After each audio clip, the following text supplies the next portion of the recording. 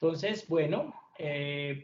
nos vamos a demorar, hemos sufrido un choque de una magnitud bien compleja y lo que necesitamos ahora como región, y me atrevo a decir el mundo en general, es entender un poco cómo va a ser y cuál va a ser ese camino que tenemos que seguir para llegar a un proceso de recuperación. Para poner esto en contexto, yo quiero que entendamos de alguna forma que la región está sufriendo no uno, sino dos choques. En verdad, el primer punto a hacer es ese. Como región, nosotros estamos sufriendo dos choques, no uno. Uno de esos dos choques es muy familiar, lo hemos sentido en otras oportunidades. Diría que el choque más reciente de ese tipo, que es un choque que llamamos los economistas, un choque de términos de intercambio,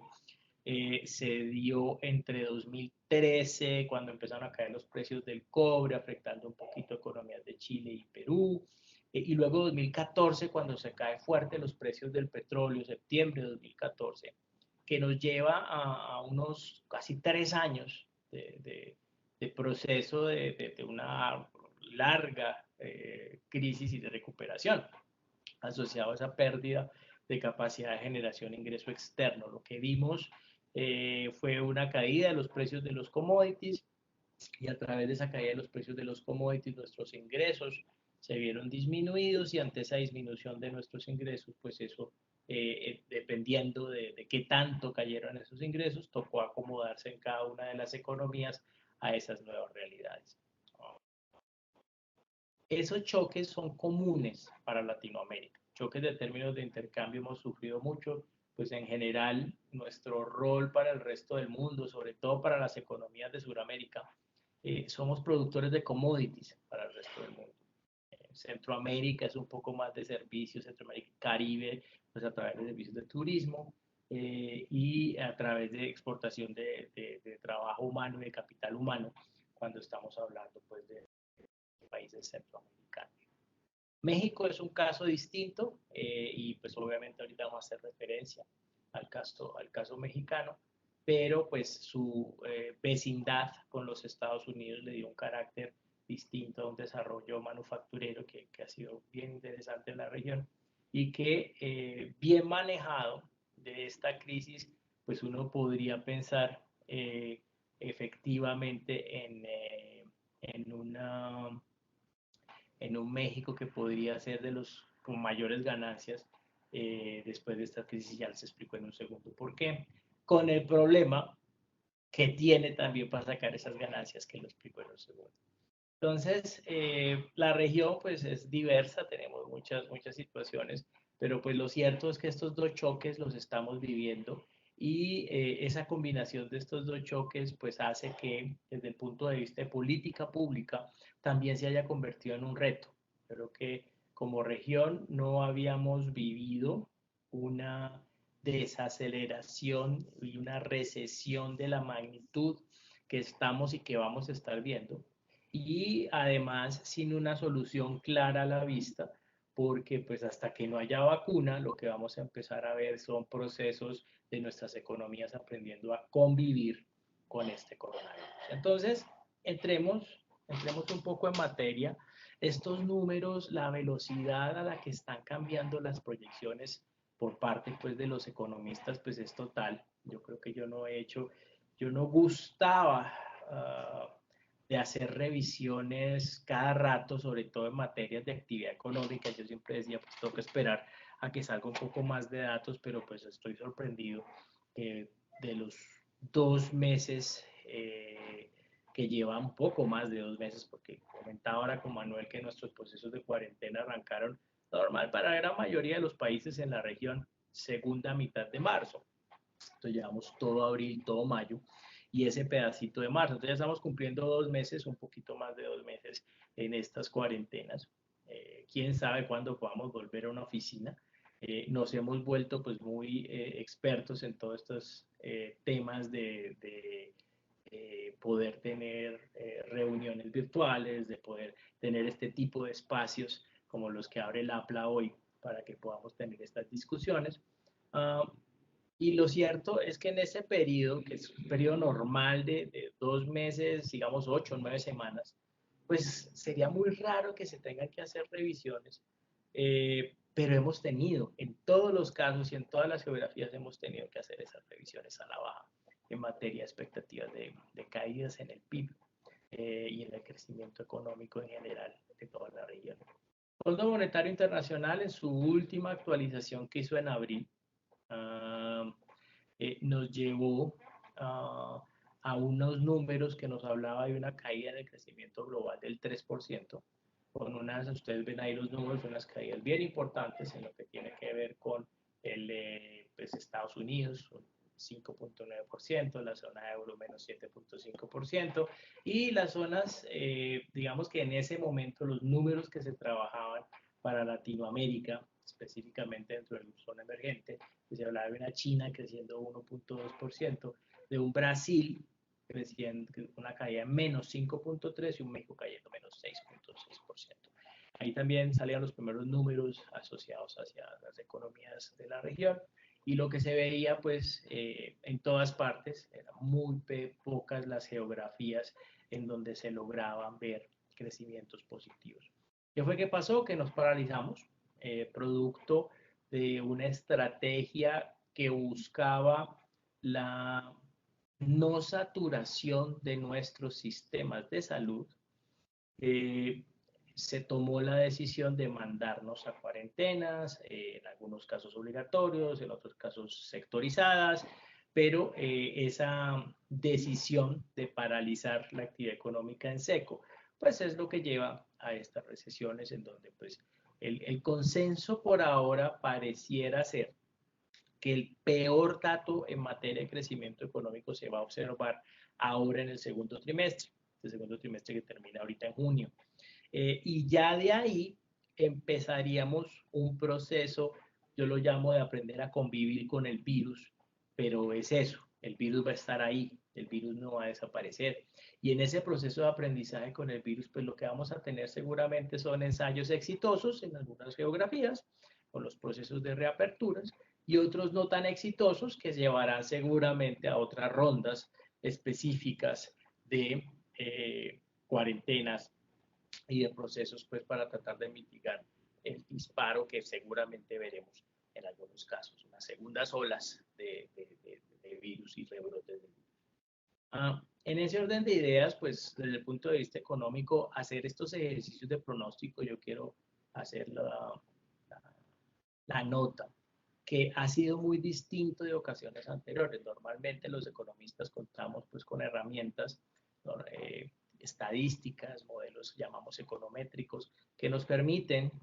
pues por lo menos tener una idea de tendencias y hacia dónde vamos. Pero dado esta crisis y dado que los datos con los que normalmente nosotros trabajamos para pronosticar, pues no habían vivido y no tienen en la historia esa granularidad de este tipo de situación que estamos viviendo, pues esos modelos se volvieron inútiles. O sea, no podemos y no pudimos, ni en el Fondo Monetario, ni en el Banco Mundial, ni en los bancos centrales de la región, ni en los ministerios de Finanzas, ni en los ministerios de Hacienda. Hoy en día lo que hacemos es un trabajo yo digo, de escribir horóscopos, en donde tratamos de plantear de alguna forma pues un ejercicio o ejercicios de simulación,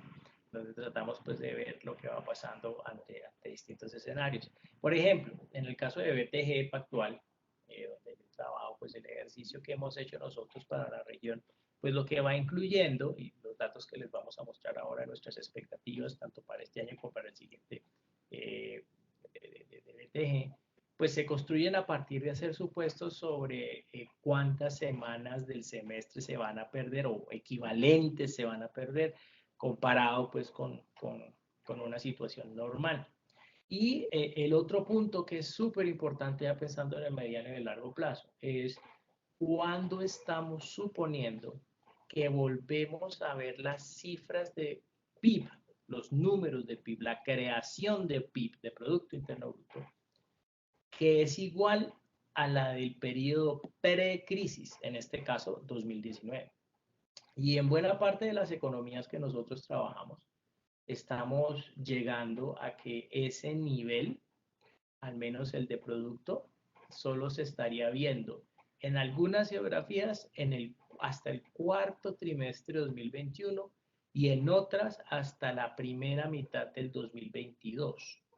Eso nos está diciendo que el choque es de una magnitud impresionante porque esto es solamente para volver a ver si, digamos, la producción de 2019 era 100, para que lo entendamos. Ese 100 de producción real solo lo volvemos a ver hasta finales del 2021 y comienzos del 2022, en buena parte de la actividad. Entonces, en todos estos 2 años, tanto en 2020 como en 2021, vamos a tener producción que va a estar por debajo de ese 100. No vamos a alcanzar ese 100. Y pues no estamos diciendo tampoco que la producción de 2019 fuera una maravilla, simplemente lo que decimos, ese es el nivel precrisis cuando volvemos como economías a alcanzar esos niveles precrisis. Y esa es una de las situaciones pues que estamos nosotros viendo, que el Fondo Monetario pues el Banco Mundial, todas las instituciones y organismos multilaterales pues han venido diciéndonos y ha habido asociado a esto y de la manera de atacar esta crisis, pues un consenso también en términos como de división del trabajo de los dos tipos de política pública que se han hecho, la política fiscal y la política monetaria. Por un lado, la política fiscal tiene hoy un rol asistencialista, tiene el rol de entregar unos recursos a aquellos que no están en capacidad de generar esos recursos, porque pues producto de mandarlos a ellos a cuarentena, no logran conseguir esos resultados. En Latinoamérica eso es muy importante, dado nuestros altísimos niveles de informalidad, pues mucha gente conseguía su ingreso día a día, saliendo a la calle a conseguirse ese recurso. En ausencia de esa posibilidad de salir a la calle, pues esos ingresos se vieron disminuidos y ese problema social pues necesitaba de alguna manera ser compensado con algunas transferencias directas. Ese rol se le entregó a lo fiscal, se le entregó el rol a lo fiscal de tratar de mantener o de lograr que la mayor cantidad de compañías, sobre todo las pequeñas y medianas, sobrevivan a esta crisis. ¿Y cuál es el objetivo y qué es lo que hay detrás de ese objetivo de que podamos sobrevivir a la crisis? Pues lo que queremos, de alguna forma, es poder decir que ese sobrevivir a la crisis nos está generando una situación bien particular. Estamos diciendo que había una distribución de compañías antes de la crisis y que queremos, o al menos uno de los objetivos es poder llegar a algo similar después de la crisis. Entre más hayan compañías quebradas dentro de todos los procesos, pues va a ser mucho más difícil poder llegar a esos niveles de producto precrisis. Vamos a tener que esperar seguramente más tiempo. Y muchos de estos sectores también se van a transformar. Hay algunos economistas en ese sentido que son bien extremos y dicen, no, pues que si se tienen que ir las compañías que se vayan, no importa y eso simplemente después volverán y se reconstruirán. Pero habemos otros, porque yo me incluyo esos que decimos que si ya había una distribución que el mismo mercado había hecho antes de la crisis, pues obvio esa distribución tenía que tener algunos criterios de eficiencia y perder esa capacidad, perder esa capacidad instalada, digámoslo así, de pronto nos puede costar mucho tratar de renovarla a futuro. Y es por ello que es importante que se trate de dar. De esa forma, entonces, estamos pues ante una situación en la que el funcionamiento de las políticas, de alguna manera, fiscal se da por esas asistencias, se da de alguna manera hacia la región en términos de evitar un deterioro de esas condiciones. Tenemos por el otro lado una política monetaria, sobre todo en los países que siguen esquemas de inflación objetivo, en donde se les entregó a los países, a los bancos centrales, la opcionalidad de manejar la estabilidad financiera, de hacer que el sistema de pagos funcione, y hacer algo de política monetaria contracíclica también, que ha incluido inclusive opciones heterodoxas, no ha sido solamente a través de disminuciones en las tasas de interés, sino que lo que hemos observado también es unas decisiones que en algunos países han implicado que el Banco Central está comprando deuda corporativa y deuda del gobierno, en otros casos está entregando a los mismos bancos unos créditos muy blandos, en condiciones muy blandas, para que ellos a su vez, esos bancos pues puedan prestar y se sientan mucho más tranquilos de hacer sus préstamos a periodos de tiempo largo. Entonces, esas medidas se han visto en todos los países, se han visto en todas las geografías y ha sido una respuesta en ese sentido unificada bien interesante. El otro problema con el que nosotros nos hemos venido moviendo pues tiene que ver con los precios de los commodities. Eh, Al China, que fue donde comenzó toda esta historia, comenzar a revisar sus crecimientos, tanto que ya ni siquiera tiene meta de crecimiento para este año. Lo que hizo la semana pasada China fue eliminar su objetivo de crecimiento económico para este año. Como vieron, el Fondo Monetario está esperando un crecimiento del 1.2% para este año. Pues lo cierto es que al final de cuentas, ese siendo el principal demandante, siendo China, perdón, siendo China el principal demandante de commodities y un demandante muy importante de commodities, pues si estamos esperando que China va a crecer menos, pues vamos a estar en una situación en la que efectivamente vamos a estar pues viendo una, una situación bien particular en la que pues China, siendo tan importante en el mercado de commodities, pues nos hace o nos genera pues unos problemas a nosotros que somos productores de commodities en la región, sobre todo Sudamérica, y nos genera el problema pues que además era nuestro principal socio comercial, es una combinación que viene por lado y lado, no es solo el hecho pues, de lo que se generan las caídas de las demandas, sino que además el nivel de comercio que teníamos nosotros activo, pues también nos ve de alguna manera afectado. Muy bien. Entonces, esa expectativa se nos dan estos choques, empezamos a ver los precios del cobre cayendo, los precios del petróleo cayendo, todo eso nos empieza a afectar de una buena medida. Y lo que empezamos nosotros entonces a, a ver, pues es que nuestros ingresos empiezan a caer de forma importante, nuestros ingresos externos empiezan a caer de forma importante. Y por ahora, ante esa masiva caída en la demanda, pues llegamos a ver cosas rarísimas, por ejemplo, en el precio del petróleo. Por primera vez en la historia llegamos a ver precios, pues era más de futuros de petróleo que del petróleo, pero sí, llegamos a ver precios negativos, indicativos del precio del petróleo. Ya ahora estamos más por los lados de 30, en el rango 30, $35, tanto para el Brent como para el WTI. Y pues se tomaron medidas de oferta, unos acuerdos específicos de reducciones importantes en la producción, pero también hay por estos días pues una expectativa positiva a que con la reapertura que se está dando de las economías, específicamente de las economías desarrolladas, pues lo que vamos a tener es un proceso de recuperación que va a llevar a que esos precios del petróleo pues empiecen a mejorar. Los analistas pasaron de ver una situación muy compleja a estar esperando por lo menos cierta estabilidad en el precio del petróleo hacia el segundo semestre, de pronto inclusive movernos a un rango de pronto entre 35 y $40 ya en el segundo semestre, pero pues como siempre con una altísima volatilidad, que es otro de los fenómenos que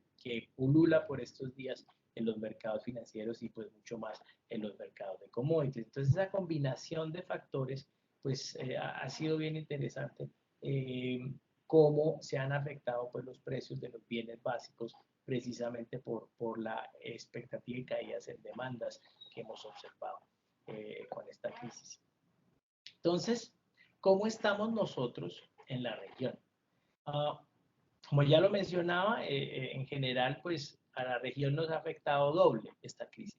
Nos afectó por el choque pues, de oferta al mandarnos pues, a guardar y al paralizar actividades económicas, pero nos afecta también porque los precios de lo que vendemos afuera pues se caen y con esa caída de los precios de lo que se vende pues tenemos un choque de términos de intercambio. Esos choques de términos de intercambio los sabemos manejar,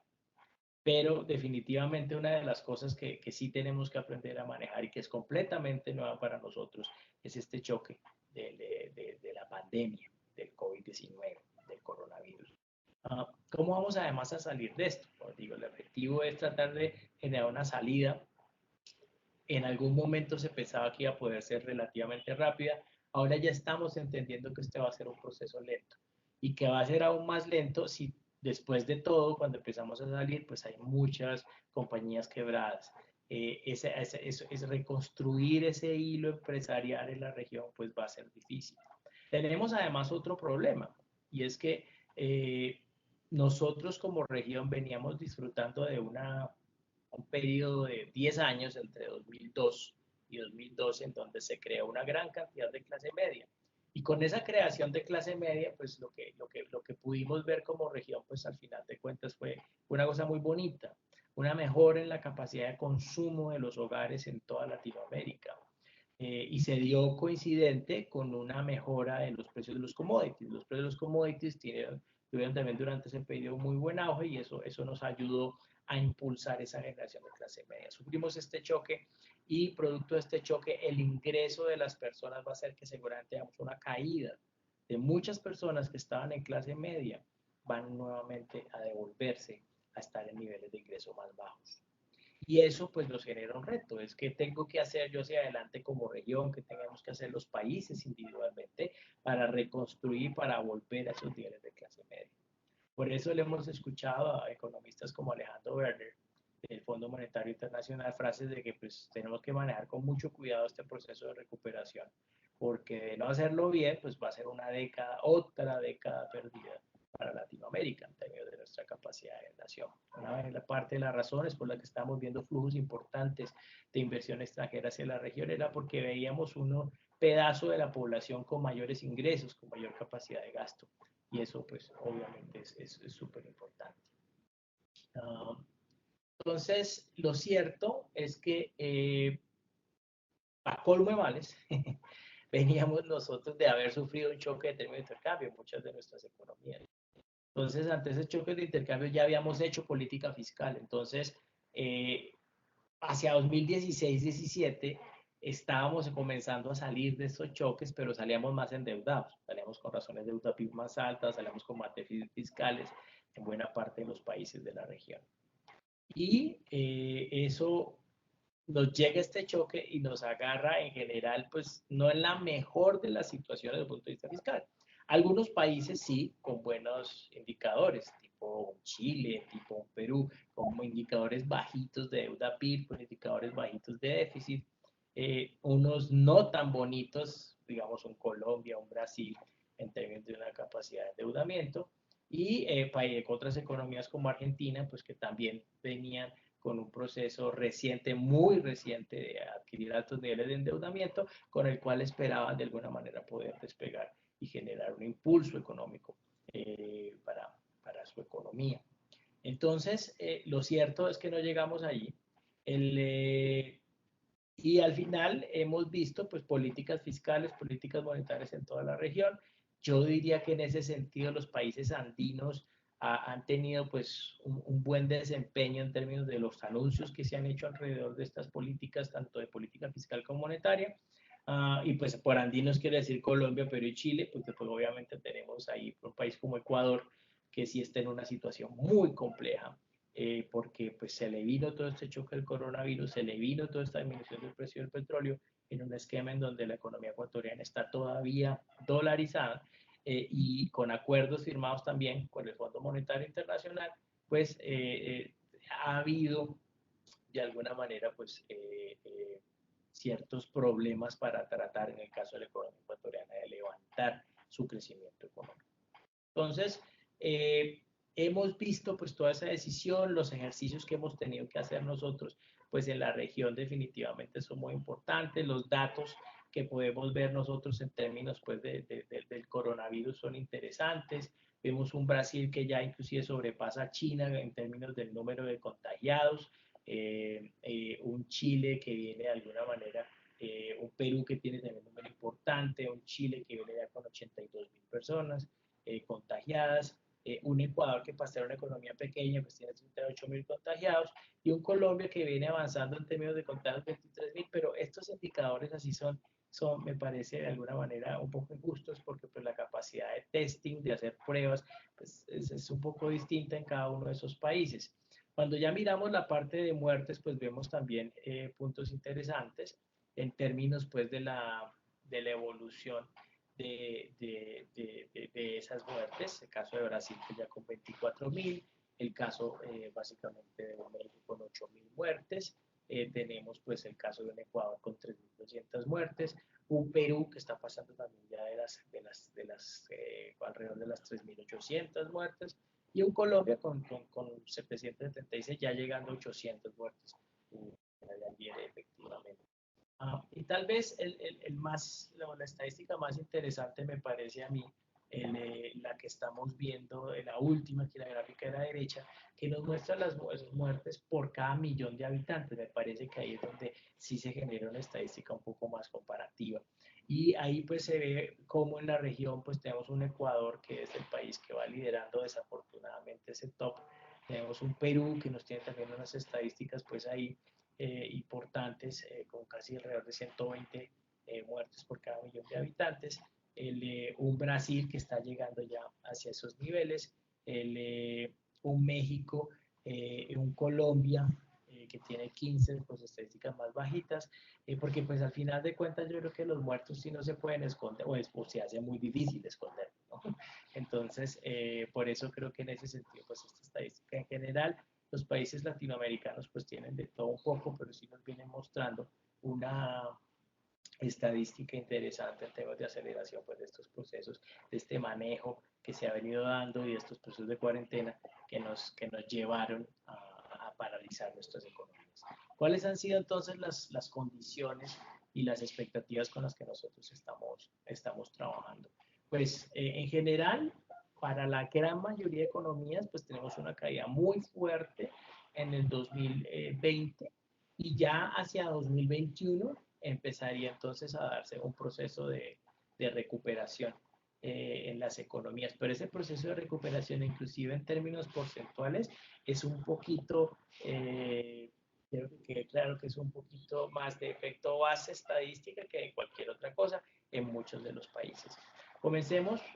pues en donde hoy en día a la velocidad que hay crecimientos, pues es el país, Brasil, donde tenemos pues una de las situaciones más complejas en el manejo precisamente de la crisis, donde ha habido una aceleración en el número de contagios, y donde pues está diciendo ya hoy en día, después pasó a Rusia como la economía donde se estaba viendo la mayor cantidad de contagiados, se dice que inclusive hay chance de que llegue a pasar a los Estados Unidos. La caída que estamos previendo este año es una caída del 7%, con una situación bien particular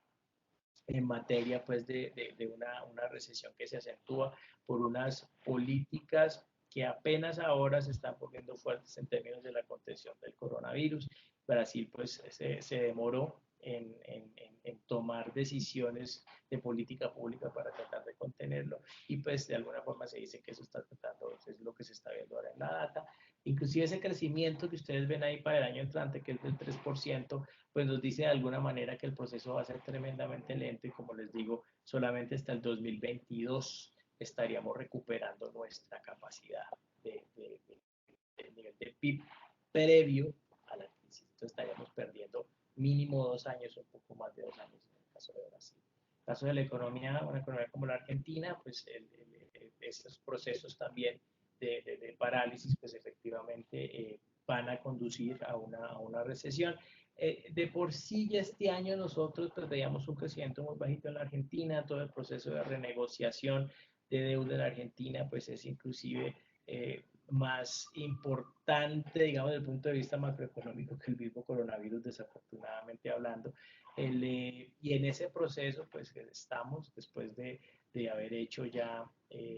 o ser declarado pues un default selectivo con el no pago de la semana pasada, pues lo que viene ahora es volver a tener un proceso de renegociación a ver si las condiciones que Argentina hizo en esa primera oferta, pues se mejoran para tratar de empezar por lo menos a pasar esa página y empezar pues en un proceso de consolidación de sus datos. Entonces, en el caso pues de la economía argentina, pues tenemos también esa expectativa de un impacto importante por el coronavirus, aunque también vemos ya pues un proceso en principio de reapertura de algunos sectores económicos. Hoy precisamente estábamos viendo cómo se estaban abriendo también, inclusive ya para compañías de mudanzas en la zona de Gran Buenos Aires. En fin, es ese juego. Lo que vamos a empezar a ver en todas las economías es ese juego de tratar de convivir con el virus en la mayor parte de lo posible. En el caso de la economía chilena, estamos, después de que buena parte de la región miró hacia la economía chilena como un ejemplo del manejo que se le está dando a la crisis, de los anuncios que se han hecho en política monetaria, en política fiscal, estamos viendo un Chile en donde el deterioro reciente de las cifras pues está mandando a tomar decisiones de cuarentena que muy probablemente van a hacer que veamos este menos 2,4 que tenemos hoy deteriorarse de manera muy importante. El Fondo Monetario está esperando menos 4,5% del crecimiento chileno y cómo van las cosas, dependiendo pues de cuánto duren estos nuevos procesos de cuarentena, muy probablemente, inclusive nuestro pronóstico se movería a niveles más del menos 5% de crecimiento, de menos 5 y menos 6% de crecimiento para este año en el caso de la economía chilena. Un efecto base estadístico que pone la economía pues, a crecer un poco más en 2021. En el caso de la economía colombiana, una caída fuerte que se espera que se dé en el caso de Colombia este año, menos 6,2%, un proceso de recuperación que va a ser lento, por eso tenemos el 2,2%, nosotros venimos suponiendo por lo menos crecimientos negativos en la actividad económica en Colombia hasta el primer trimestre del 2021 y ya luego el efecto base estadística pues nos pone los crecimientos trimestrales por lo menos por encima del 4%, pero eso hace que el crecimiento anual pues llegue en el 2021 al 2,2%. En ese sentido, pues eso va a ser bien interesante en términos pues, del comportamiento de actividad económica. Luego, vamos a tener el caso de la economía mexicana, caso pues donde también se ha visto un deterioro de las condiciones, estamos esperando una caída de 6% este año en la economía mexicana, producto pues también de alguna forma del coronavirus. Un potencial, como decía yo, si me dicen que hay dos países que tienen pues potencial o que tendrían potencial,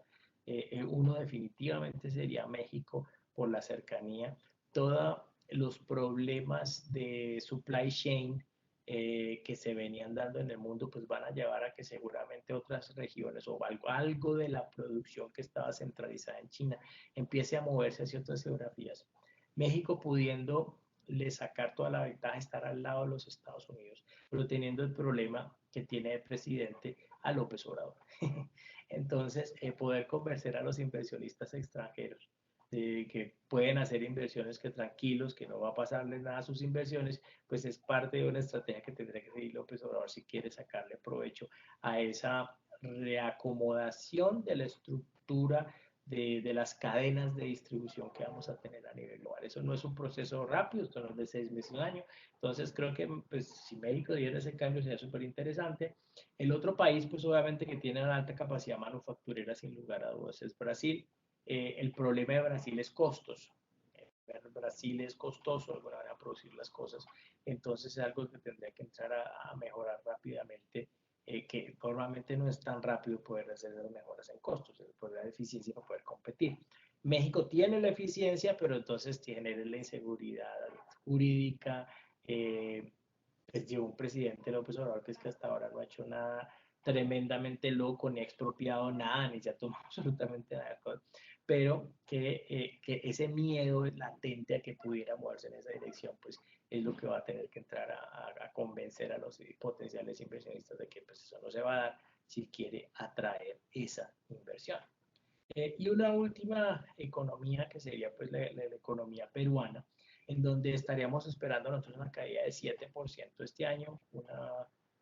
caída bastante fuerte en el caso de la economía peruana, precisamente pues producto también de estas decisiones de cuarentena, en un Perú que está comenzando a reabrir, pero están comenzando a reabrir. Vemos reaperturas en Chile, vemos reaperturas en Brasil, vemos reaperturas en Argentina, inclusive en Colombia también procesos de reapertura, después de estos 9 semanas de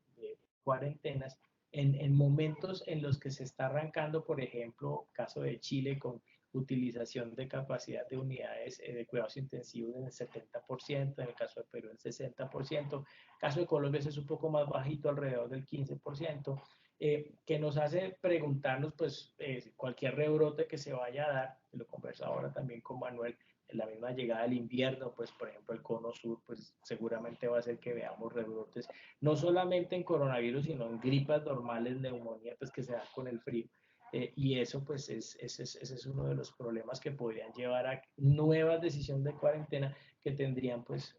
o generarían más revisiones a la baja. En el corto plazo, entonces, ustedes ven un factor, un común denominador de todos estos números, y es que estamos ante una situación en la que, pues, vamos a ver estos ejercicios que estamos nosotros viendo en lo que tiene que ver con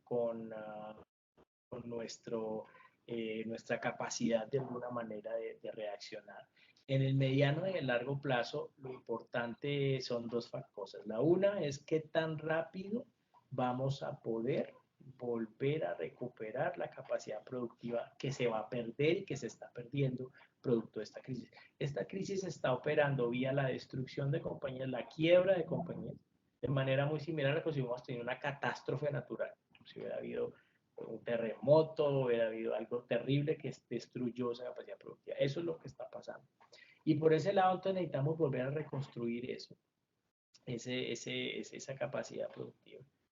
Por el otro lado, tenemos pues una pérdida de ingresos importantes a nivel de la población. Y con esa pérdida de ingresos importante a nivel de la población, pues lo que estamos de alguna manera pues generando también es una de vuelta en nuestra distribución, lamentablemente una de vuelta hacia periodos más malos, en donde pues vemos que mucha gente que estaba en clase media va a perder ese ingreso de clase media y se va a devolver más a ese ingreso de clase baja. Y eso pues también afecta la capacidad de consumo de las economías y muchos de los proyectos de inversión pues estaban atados a esa expectativa de mejoras en capacidad de consumo. Entonces, ¿cómo hacemos y cómo hacemos en el mediano plazo para poder volver y recuperar eso o qué tan rápido podemos recuperar? Eso va a ser la gran clave de lo que vamos a poder o de lo que va a estar detrás de que algunos países puedan recuperarse más rápido que los otros. Para eso, en principio, lo que se puede hacer desde el lado de política pública, pues es estar ahí, estar listo y acompañar esas iniciativas que se llenan un proceso de recuperación privadas. Y desde el punto de vista de política monetaria,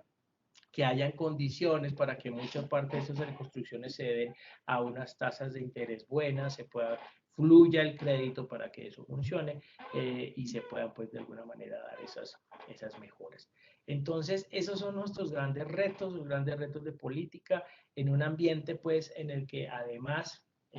tuvimos momentos en los que a pesar de las tasas bajitas y a pesar de la amplia disponibilidad de recursos externos, dólares, euros, en fin, lo cierto es que tuvimos hace unas semanas susto de que tuviéramos inclusive una situación que ya vivimos también en nuestras economías, que son estas paradas súbitas de capital. Hubo momentos en los que nos preocupamos por que será que sí va a haber interés por los bonos nuestros, sí vamos a tener situación. Y lo que hemos venido viendo en las últimas semanas, también lo discutí con Manuel hace un segundo, era cómo muchas economías de la región, empezando por Perú, que logró emitir 3.000 millones de dólares, unas tasas muy bajas. Vimos Guatemala, inclusive haciendo una emisión hace muy poco, un ejemplo de un país centroamericano en esa dirección. Y tenemos emisiones de bonos corporativos como la de Petrobras, que también de alguna forma pues fueron bastante exitosas con unas tasas bastante bajitas. Esa capacidad de poder conseguir financiamiento barato y mientras haya esa capacidad de financiamiento, yo creo que nos abre un panorama, una luz para poder tratar de salir más rápido, porque pues, no sería fácil si nosotros tratamos de salir y no existe ese financiamiento. Entonces, la buena noticia es que de alguna manera creo que todos estos países pues van a poder contar con una forma de financiar estos gastos. Nos va a tocar pagar a todos esta factura, ese es otro problema. Por ahora no estamos preocupados por eso, pero pues esto muy probablemente va a llevar a mayores niveles de deuda PIB en todas las economías, mayores niveles de déficit por los siguientes 2 años, y luego nos toca de alguna manera incrementar ingresos, o sea, vamos a ver reformas tributarias muy probablemente en toda la región para tratar de pagar por esas deudas. Pero pues lo primero ahora es poder salir de la crisis tratando de brindar una asistencia social a los que lo necesitan y evitando en la medida de lo posible que el número de compañías que desaparezcan sea muy alto, con el objetivo de que una vez vuelvan las condiciones o haya un proceso de normalización, pues esas compañías puedan rápidamente volver a incorporarse al sistema productivo. Si desaparecen, pues toca volver a crear, volver a cero, es un proceso que hacemos más largo y los procesos de recuperación tomarían un poco más. Yo creo que voy a dejar aquí el espacio ya para que podamos hacer algunas preguntitas, pues ustedes puedan hacer preguntitas en caso de que las hayan.